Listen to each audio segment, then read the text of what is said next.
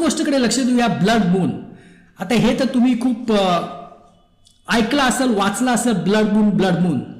Blood moon मध्ये काय होतं की चंद्र रक्तासारखा लाल होऊन जातो.